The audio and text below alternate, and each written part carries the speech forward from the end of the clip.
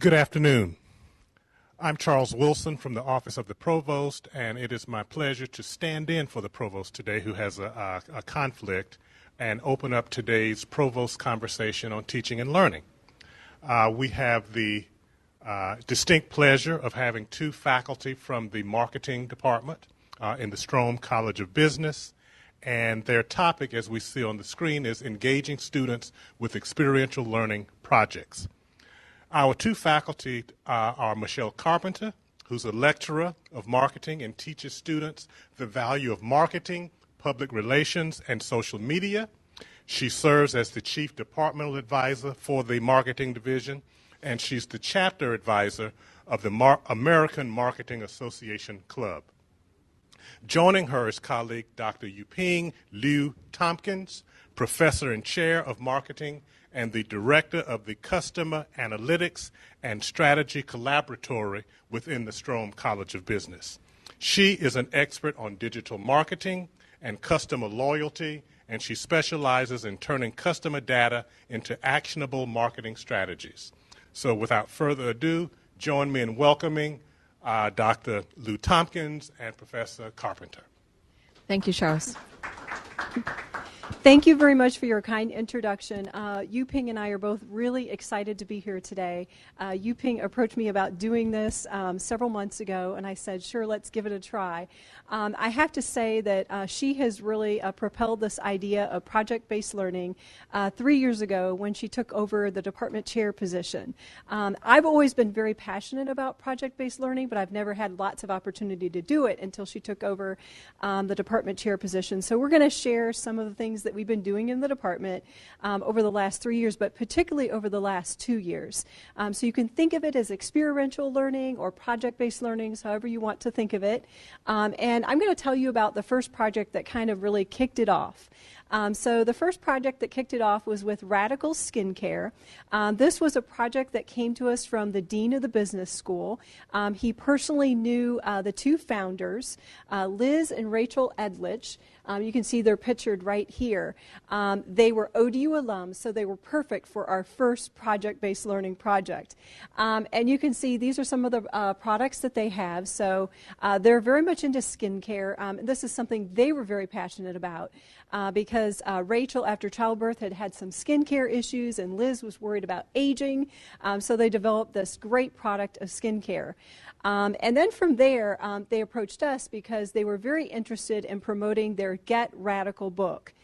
They thought that our students could get engaged in a social media project to actually promote the book. The book was about empowering women, they also had lots of quotes and inspirational stories about men and women that had kind of propelled them with their career along the way. So they approached us and they said, could you please have your students develop a social media project that would include a competitor analysis, that would include social media platforms, goals that they could work toward, and then visuals, and then a social media calendar. And we said, sure, we're going to do it. So that's kind of the start of the project, and I'll be talking about the project throughout the presentation. But I want to turn it over to Yuping to kind of talk about some of the other projects that we kind of did along the way. Yeah, just as quickly some other examples so that you understand what we're talking about when we say experiential learning. Specifically in a more of a nonprofit governmental sector, our students did a project with the city of Norfolk, and they are having some difficulties with recruiting high-quality foster parents. And so our students came in and essentially contributed ideas as to how can we reach out to high-quality foster parents and recruit them into the system. And so that's one project we did, I think was probably about 1 or 2 summers ago. And generally, we have done many from that point on. Really, as you can see on this slide here, we have my web analytics class have done projects with Dominion Enterprise, major marketing firm downtown. Centera Healthcare is from internet marketing classes, Aerosoft, ESI, and a couple of the nonprofit organizations. And so we have really done this. I would say really the project or experiential based learning has really started in the marketing department much earlier before, but more on an individual basis. And so these are the projects that we kind of have done in more recent years.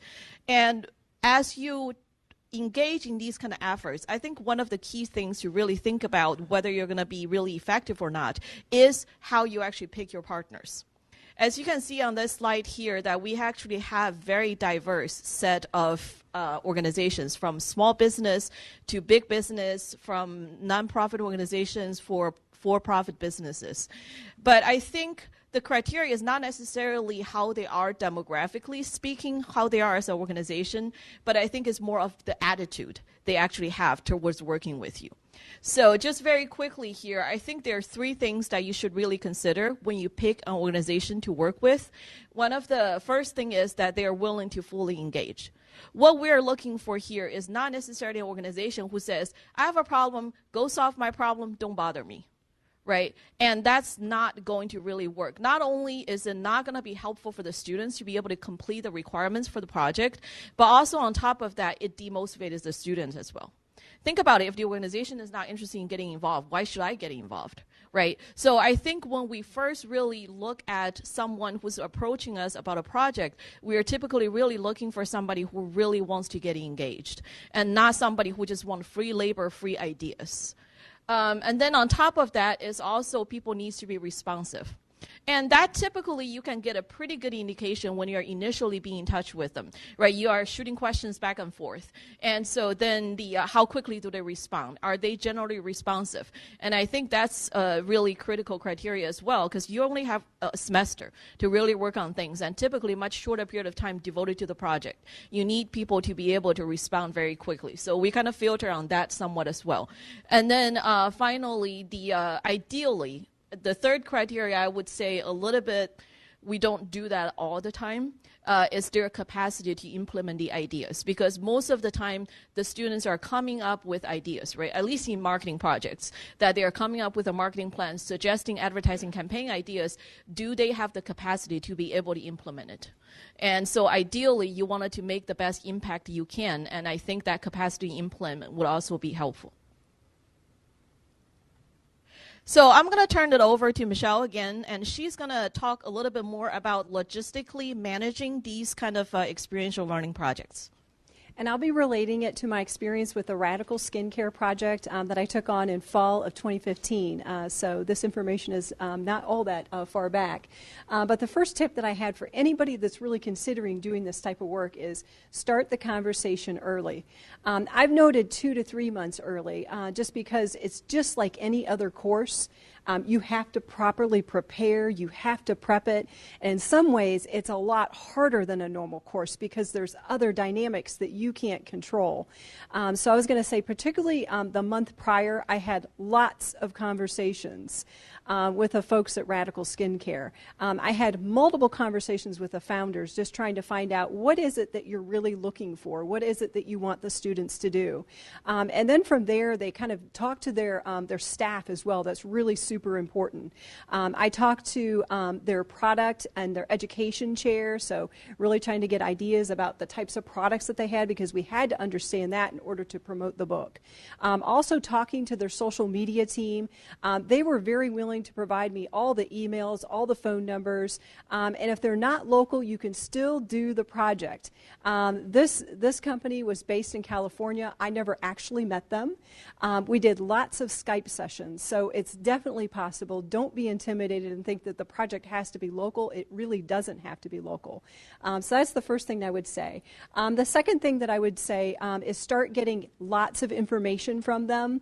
I wanted to kind of provide some of the information that I got from them early on. The first thing I asked them for is, can we actually see the product?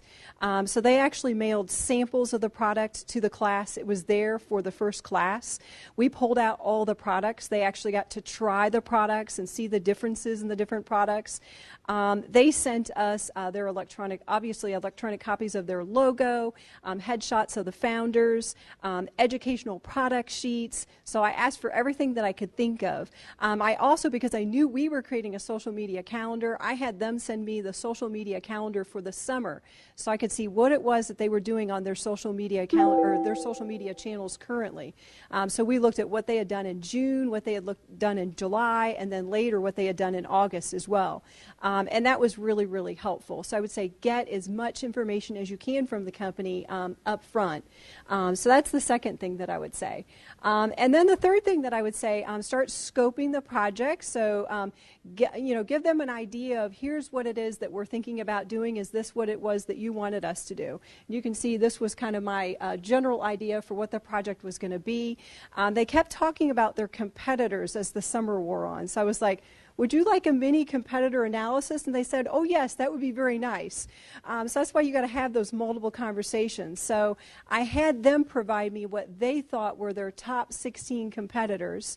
And then I randomly assigned them to the students during the first day of class. And then they came back during the second week of class. And then they kind of reported out what they found out about each competitor. The company loved that. So that was one component of the project.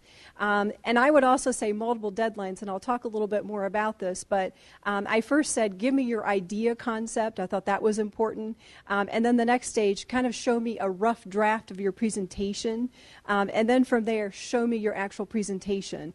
I know all students like to procrastinate, right? So we have to have multiple deadlines to ensure that it's a great project, which ties into my comment about established expectations on both sides. I didn't want to let the company down. I really wanted to know up front what it is that they wanted, make sure the students could deliver what it is that they wanted. And then I'd like to kind of transition into developing the timeline. I may be a little bit more detail-oriented than some folks, but I wanted to kind of share what I did with my course.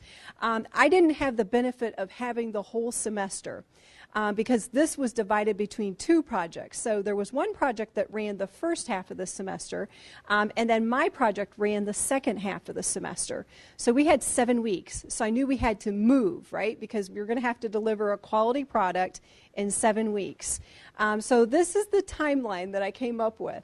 And again, it was a 1-day-a-week class. I can definitely recommend that for a project-based class. You might not want to have like a Tuesday, Thursday class. It might not be enough time, I think, to kind of get done what it is that you need to get done on a weekly basis. We found it very beneficial to have that extra time to be able to Skype with the different, company officials, just to be able to really, use the product and talk about concerns and issues that the students had.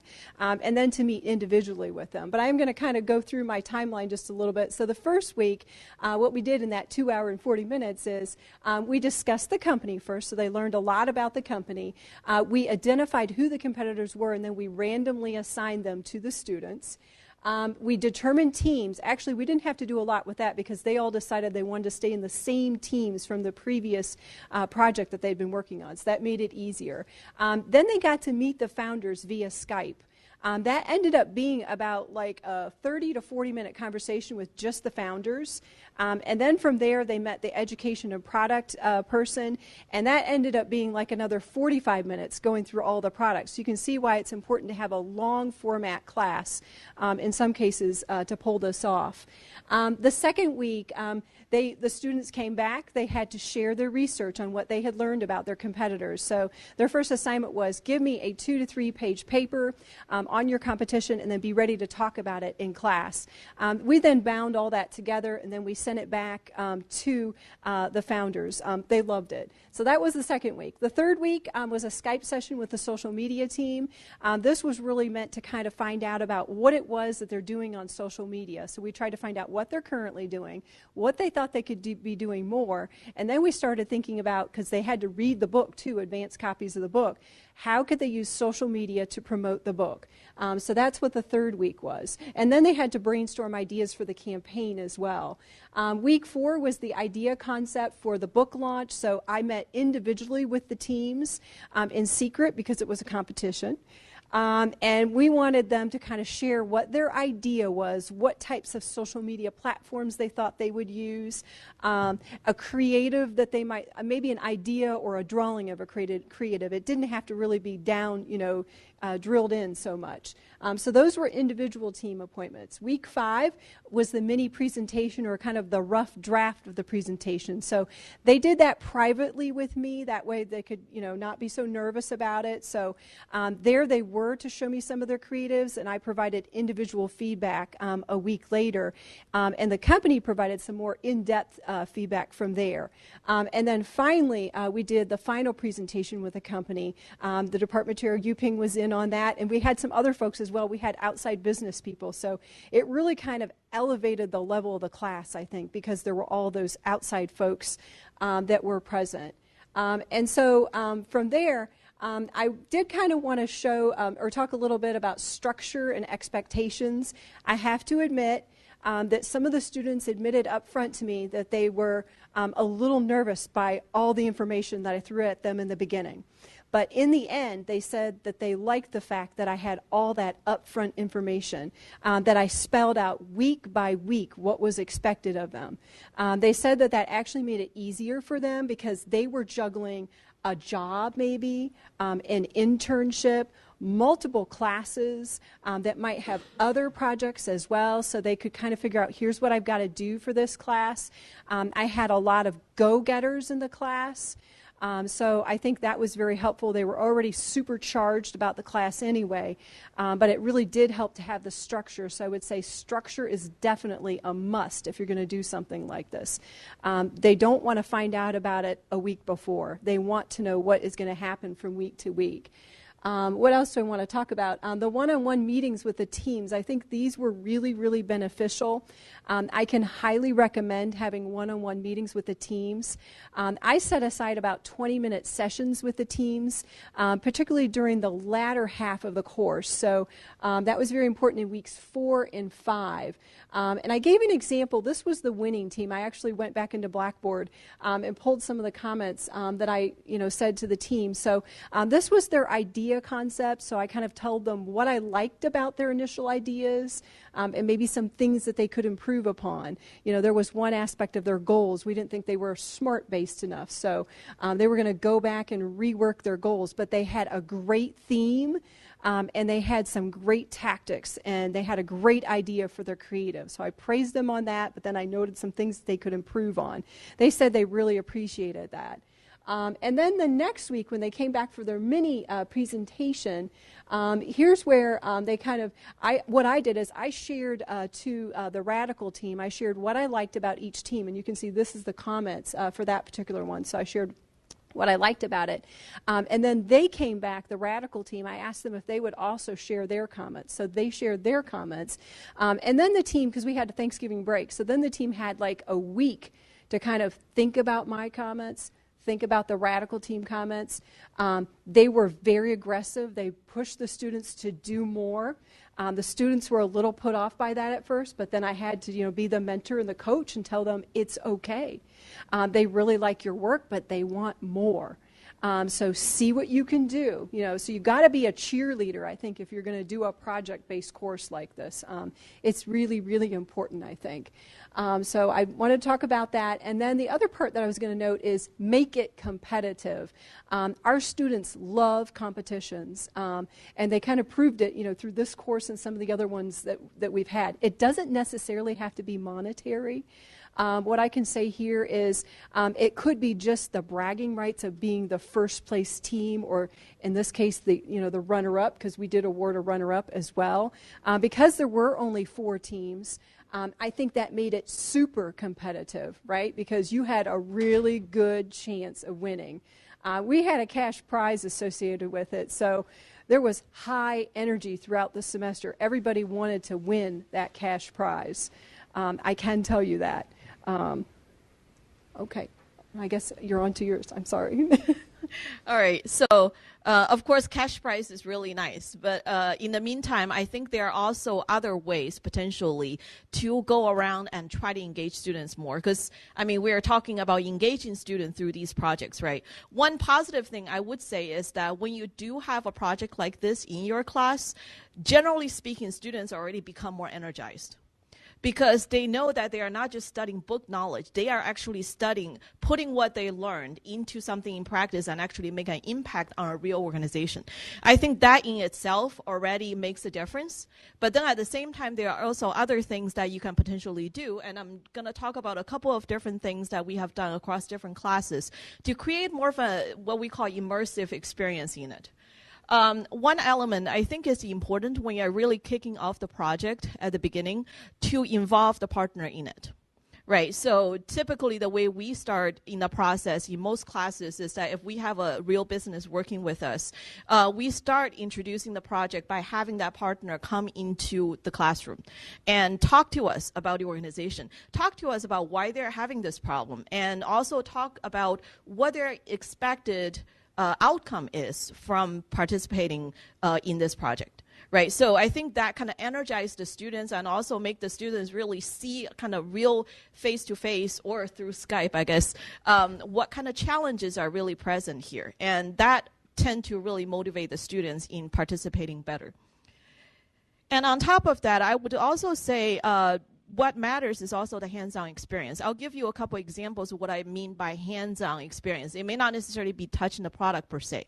So in Michelle's class, when she did the Radical project, the company actually from all the way from California actually sent us product samples because their product is actually skincare products. So fortunately, it's not something that's really expensive to ship. So they send us book samples. They send us the product samples. That way, the students actually get to try the product in person. And they are able to really, I think that helps them to really understand the product better and also make them realize that they are the ones that the company pay attention enough to want to engage in these kind of efforts. So that's just one example. In another example where we did the project with Aerosoft from K-Tech Incorporated, at that point in time, the company, when they first got in to do their presentation at the kickoff, they also brought in their machine. It was like a machine probably like round, big like this. And they brought a couple Aerosoft cans. And so they did a real-time recycling using the machine on the spot and allowed some students to be able to come in and do the same kind of thing as well to try out. Again, it's about that hands-on experience, knowing what the product is that we're dealing with and how we should be using that, right? And in another example, in my web analytics class last semester, I did a joint project with the mini enterprises, essentially help them with some of the web analytics stuff. And so our kickoff is actually a little bit unique. I actually took the students on a field trip to their Dominion Tower. And some of you probably have seen this before. This is in downtown Norfolk. And so we got all the way up to the top floor. They have all the conference rooms up there. So we sat in this big conference room with very nice tables, very nice chairs overlooking the Norfolk waterside. And then we had a couple of managers, from the company. They treated us to lunch. They talked to us, give us presentation about the company, and had the students discussion about what ideas interest to you and all of that. So you can imagine the students felt very important. Right, and I think that immersion into that process is also important for them to really see, I'm learning this right now. One day I'll be able to sit here and actually do this, right? And I think that giving them that motivation to say this is really important also increase their inherent interest in the project itself. And that's where a little picture of where we were sitting around the table there. And at the final, I think Michelle has already mentioned that with her final project, during the presentation, she invited the company to participate. In this case, virtual participation. But I think in the local projects, we generally would invite at least one representative from the organization to come and actually watch the student present. Sometimes in certain projects, we tell them, just imagine yourself being a marketing agency, right? And the organization that you're working for is your client. So right now, at the end of the finish line, you are basically supposed to be presenting your idea to your client, and hopefully they will be happy with your project. And I think that increases the level of professionalism. Right now in the College of Business, we're really looking into what we call Go Pro, where we want students to really have a higher level of professionalism to present themselves to potential employers and just generally in the career world. And so having that presentation, the slight pressure from having the actual company come in and look at your presentation, I think that really also increases the stake that they feel at hand with the project. And we find that to tend to work well as well.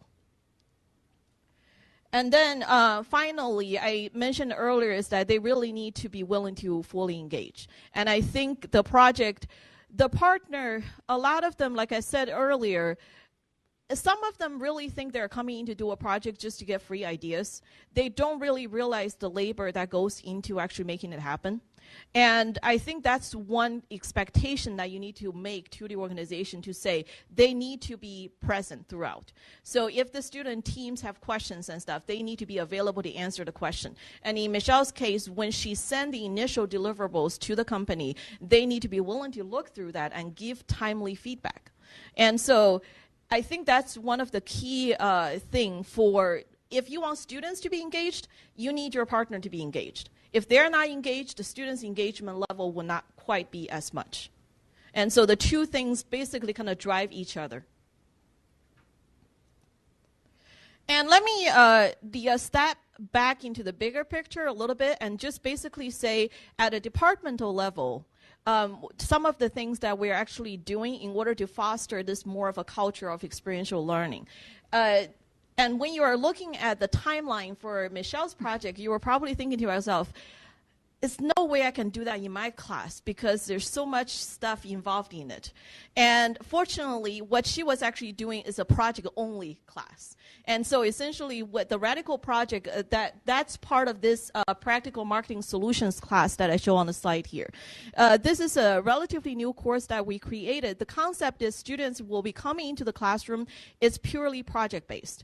And so the foundation is they have taken some other marketing classes, so the basic marketing classes they've taken. In this particular one here, they are purely problem solvers, utilizing the knowledge they have learned, solve a problem, and learn along the way, hopefully. Right, and so her project basically occupied half of the semester, and then there was another project for the first half of the semester. And so I think that course, generally the feedback from the course has been very positive because the students really felt like they are real professionals. They are actually doing things, and what they are learned in the classroom are actually relevant to the business questions. So that's one of the things we did. And then in this semester, we kind of took a little bit different approach, approaching students a little bit earlier too. And so previously when we did these kind of projects, if we have like competition and stuff, it's typically internally in the classroom, right? So your team's kind of competing with each other within a particular class. But now this semester we're trying it for the first time. What we call Monarchs for Monarchs competition. And so what we're basically doing is across about 10 different class sections. And a majority of them are our principals marketing class, so people who are coming in to take their first marketing class. But there are also some that are taking other related marketing classes. And so we sort of formed a way of having almost like a regional competition, if you consider the analogy there. The regional competition within each classroom, so the top ones rise up to the round 2, right?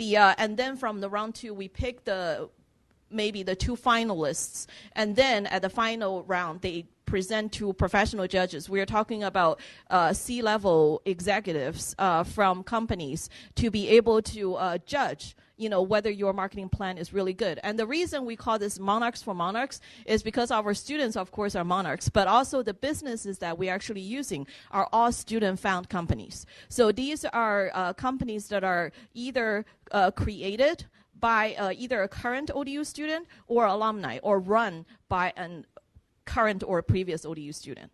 And so this also helps them make the connection because we found a strong interest in entrepreneurship among our students. A lot of the students have really good ideas. They wanted to one day start their own business. And so we thought, why not just bring them together with the people who are already engaging in this, and then try to see how they can come up with a better marketing strategy for each of these companies. And so we started with a seed pot of, I think, 6 or 7 different student-run companies, but the students are also free to choose. If they can find another company that's also ODU student-run, they can include that as well.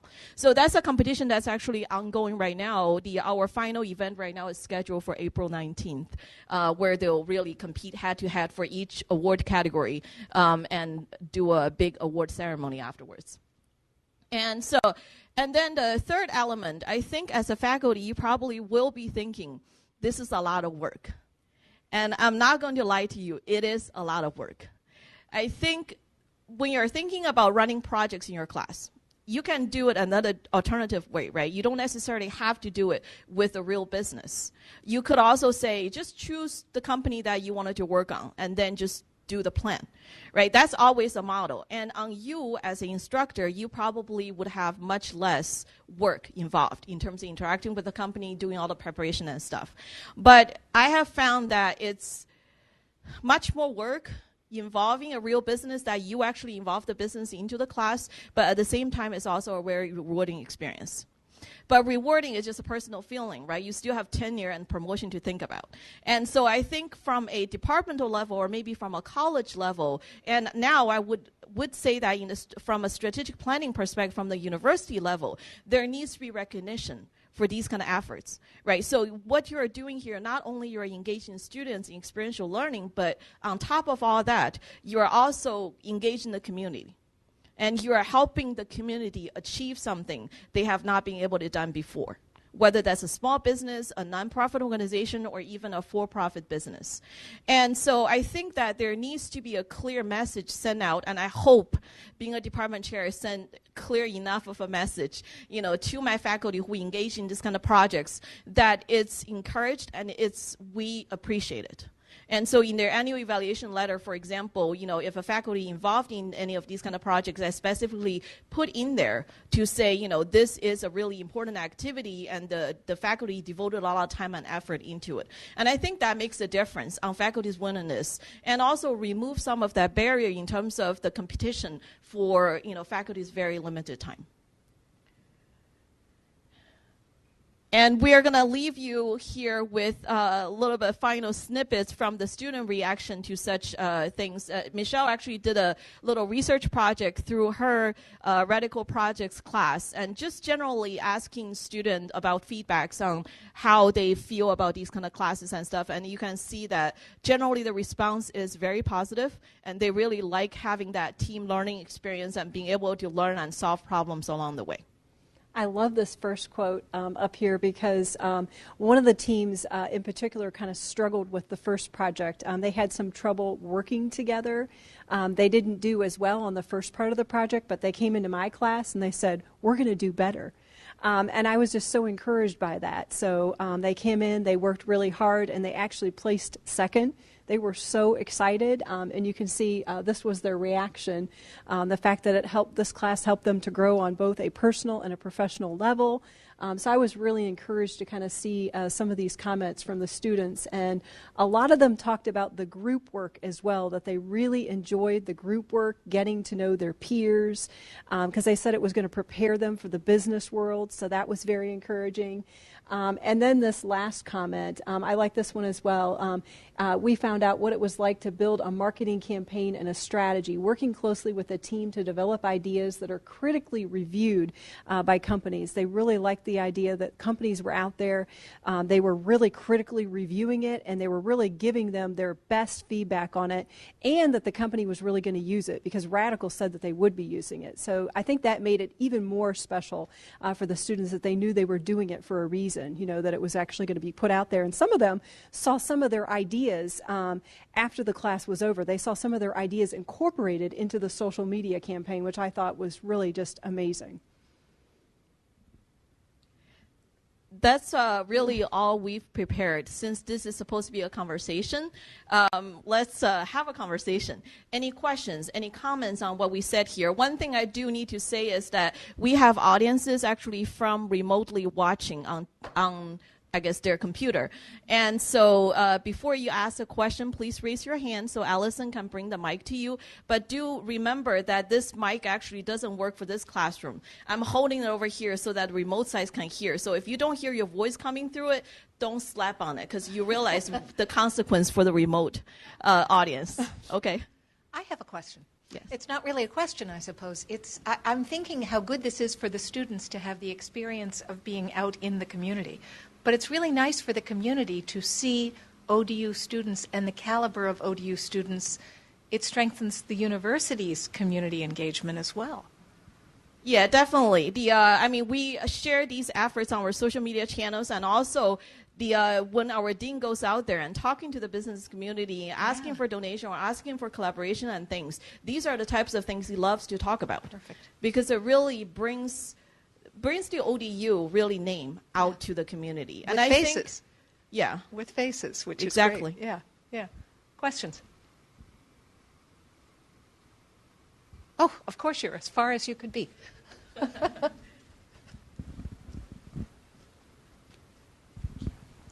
I like the first slide that you put up, the 4 different elements. Can you go back to the slide? I forgot the first one. I had a question about the first one. One before that. It may not be first slide. I came in a little late. One before that. Here you go, the kickoff with the partner. I think that's very important, very useful to bring them in. And I think I have been doing many of these things before. I kind of missed on the kickoff with the partner, bringing the partner in. I think it's a very good idea. Now, taking them to the location, on location, suppose you have 5 or 6 different projects. Do you keep it as a part of the class time, or it's outside of the class time? So you cannot set aside class time for that. Yeah, I would say in my case, it was a single company, so we actually did it with class time. Yeah. And so it was, well, I take that back. It's part class time, part after class time, because basically what I did was our class time is only like twice a week, and so it's shorter. It's only like an hour and 15 minutes, which is obviously not quite enough for a site visit. So we, I told the students, are you guys okay? We'll start at the class time over there, but we'll have to continue on a little bit later, and they were all fine. Once they saw the beautiful view up there, they didn't want to leave. So, but with 5 or 6, that's actually a really good question. Now, typically, I would say if you wanted to really engage well with the business, you probably can't run quite as many of them, and most likely in the 5 to 6 situation, you might have to do it like outside of the classroom setting. Yeah. But you can still possibly bring them in for the kickoff, I think. What you can do is, think about trade shows, for example. You have like hundreds of companies at one trade show, right? And how do people like walk around and be able to learn about them? And I think that the similar kind of model can potentially be used for that. I have 2 more comments. I don't know if I have time for all these questions, but one is the presentation to the partner, where some of these companies might be in competition. Right there, is the previous slide. Presentation to the partner. So I've been careful about that, making sure they are going to be here only for their presentation, because there may be competition right there, so we don't want them to be sharing information. The last one was, I see that in my classes too, when you have some companies really very positive in interacting with the students, and some companies are not as much, it is unfair to the students. So can we have some kind of a level playing field when we set this up, saying that, hey, when you commit to your project, like what Michelle is saying, I've done, you have to have a minimum of X number of meetings with the students, or be able to commit somebody to the project as a part of what they bring in as a contract. So I don't know what we can do to create that level playing field for the students in different groups. I find that as a big, I have students coming to me and complaining, saying, I couldn't meet my manager for the company, while other companies saying, wow, they are working with us, they took out for lunch, and so that is unfair to the groups. I mean, we are all grading them on the same criteria, but some get an unfair advantage when the companies are very positive and others get dinged for that. I think that's tough, but I guess the one thing that I would say in reaction to that is I would try to up front, and this is what we did do, we did contact each one of them, and we did say, are you willing to put in the time for this work and to work with the students? They verbally and also agreed via email, which is disappointing if then they didn't have the time. And I think it's a little trickier when they are student-run companies, because they're also balancing their studies and maybe outside jobs, and maybe they took on a little bit more than they anticipated, and they want to meet, but maybe they didn't have as much time to meet as some of the other companies did. But I definitely understand your point. And maybe trying things like Skype, if that student has a really bad schedule, or maybe kind of meeting them, at their workplace or something like that, so that they can, get connected with them. Yeah, in response to that, I would say that I completely agree with you. In some situations where the company engagement levels really drives the performance of the outcome of that project as well. And I would say, there's, of course, the initial screening going into it, right? You wanted to make sure, because Michelle had, personally, actually face-to-face talk with each of the companies, making sure that they are willing to participate, they're actually enthusiastic to participate, not just like, oh, yeah, just put us in, right? And so that makes a difference. But I think technically, there are some situations where I think the instructor kind of need to be kept on top of things. Like one of the things I keep telling the students is that if you are not able to get through, let me know as soon as possible. Not wait until the end of the semester, because typically instructors step in to intervene, it tends to get a response. And in the case actually with one of the companies, I think, participating in the competition, what happened was the students were having trouble reaching to the company contact. Then we realized there was a personnel change. And so essentially one person who previously worked there had been designated as a contact person for all the information. Now when the person left, hasn't really done enough of a transition to really get this continuing. And so fortunately the students kind of reached out to us in time, and we reached out again to the business, and very quickly we got a response on what the issue was. Yeah.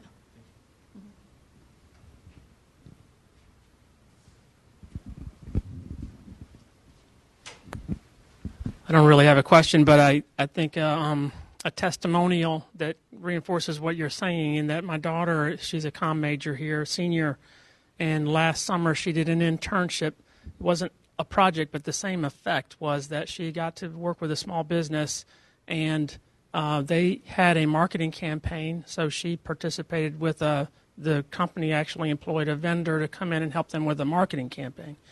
And I just remember her putting out on social media how fulfilling it was for her that the thing that she worked on got published, and it was online, and it was helping this small business kind of raise to the next level. So in effect, it was like a project that she got to do, and it was very good for her that the company ended up hiring her, and now she's a full-time employee with that small business. That's the best success story there. Yes. Yeah. That's a great awesome. success. Let me add to what Yuping talked about earlier. In a couple of my projects, in one class it was to design an advertising campaign for a local company, and they actually designed an ad, and it was most rewarding for the whole class, including especially the group, when the company actually ran these ads in the local newspaper. And these kids from that group, they went for a job in marketing. Their portfolio was mainly focused around this ad. They came to me and showed me one of the portfolio they were putting up for going for graduation, and he said, this is my resume starts with this ad. And then at the bottom, showing that this ad was run in such and such a newspaper. So it is when it, like Yuping talked about earlier, when they actually see something happening in real world, the suggestions being applied, it gives them a big boost to their ego, to their self-development, to their understanding, and also when they go into the job market as well. I think it's from that part it's very rewarding as well. Yeah, very much so. And I would add to that as well for when you really think about, talk about the idea of portfolios, what we actually also do after students are done with these projects is that include this in your career portfolio, right? Basically include it as things that you have done in your curriculum. So on top of internships, you did project for this company, it created real impact, and it really increased their appeal in the job market. So that's one of the things where right now I only have anecdotal evidence of this happening, but we are actually thinking about starting a study, really looking at the impact of these kind of project learning on students' employment outcomes and also their job performance too. Yeah, we suspect that a lot of students that are in these project-based courses have an easier time finding a first job. They get a first job quicker, and they're more satisfied as well. So it'll be interesting to see if we can do some research on this area. Calvin.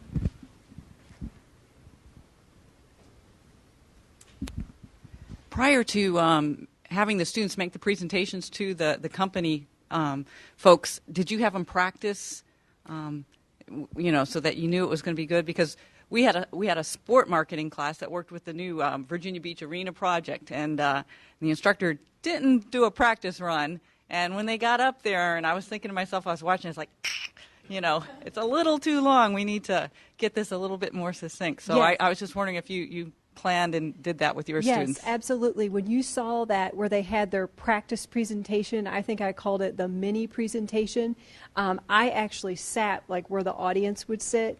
And so they delivered their practice presentation. Now, it wasn't totally complete, but it was pretty complete at that point.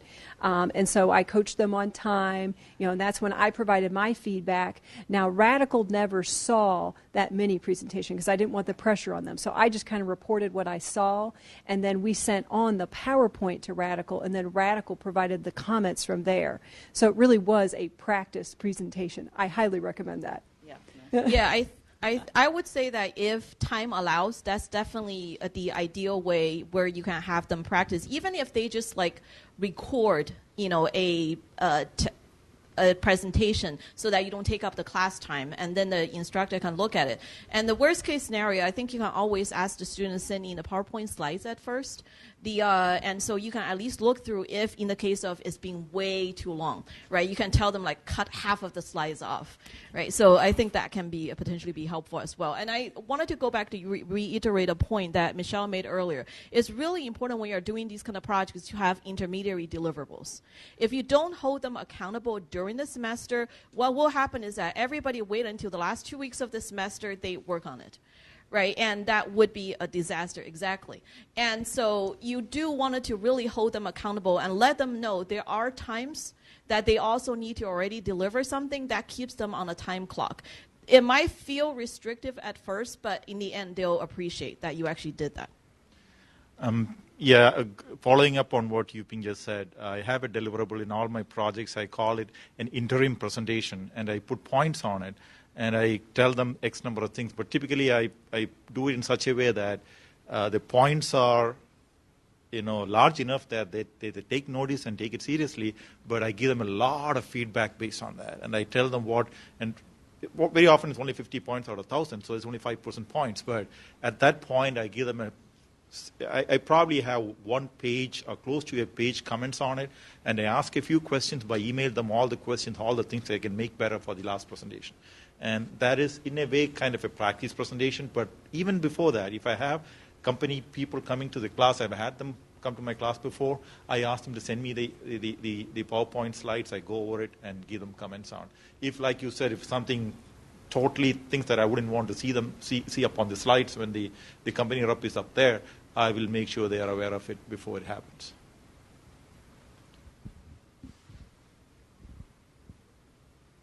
Comments? Questions? Well, then please let me invite you next Thursday, you too, to come back for interprofessional education with Corinne Michels from Communications Disorders and Carolyn Rutledge from Nursing. Should be an interesting presentation. Thank you very, very much. Thank you all for coming.